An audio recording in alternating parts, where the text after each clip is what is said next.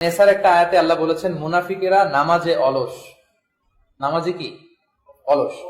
ওয়াইদা কামু ইলা সলাতি কামু কুসালা, তারা যখন নামাজে দাঁড়ায় অলস ভাবে দাঁড়ায়। কিভাবে একটু দেখাই দিব নাকি?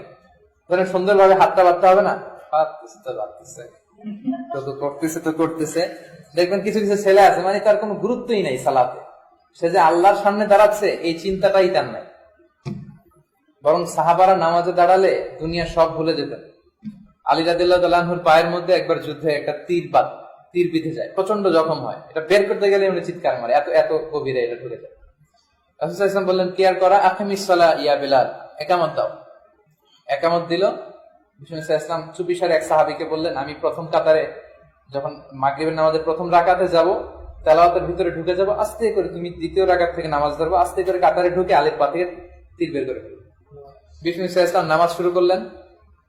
ওই সাহাবী কথা অনুযায়ী প্রথম রাকাতে বিষ্ণুনবী ফাতিহার পরে যখন একটা কেরাতের মধ্যে ঢুকে গেলেন, সবাই they are enjoying the recitation of রাসূলুল্লাহ, আল্লাহ রাসূলের মন্ত্রমুগ্ধ করা কণ্ঠে সুরের ঝংকার শোনা সেই তেলাওয়াত তারা যখন এনজয় করতেছে, আলী রাদিয়াল্লাহু তাআলা আনহু মানে তেলাওয়াতের ভিতরে ঢুকে গেছে। এক সাহাবী ওখানে যে তার গায়ে যত শক্তি ছিল সব শক্তি দিয়ে এক টান মেরে তীর বের করে ফেলছে, ফিনকি দিয়ে রক্ত, জায়গাটা রক্তাক্ত হয়ে গেছে, ওনার খবরই নেই। সুবহানাল্লাহ বলতে ভুলে গেছে। সুবহানাল্লাহ বিহামদিহি। নামাজের পরে রাসূল সাল্লাল্লাহু আলাইহি ওয়াসাল্লাম আলীকে ডাকলো। আলী রাদিয়াল্লাহু তাআলা চিৎকার করতেছে না যে আমার পায়ের তীর কোথায়, এত রক্ত কেন? তো রাসূল সাল্লাল্লাহু আলাইহি ওয়াসাল্লাম বললেন যে তোমার নামাজের মধ্যে লেভেল অফ খুশু, ক্বাদ আফলাহাল মুমিনুন আল্লাযীনা হুম ফি সালাতিহিম খাশিউন, মুমিনরা সালাতে দাঁড়ালে তাদের লেভেল অফ খুশু এমন ভাবে যাবে, তার ব্রেনের ওয়েভ ফ্রিকোয়েন্সি কমে এমন আলফা লেভেলে সে চলে যাবে, কি হচ্ছে আশেপাশে তার খেয়ালই নাই।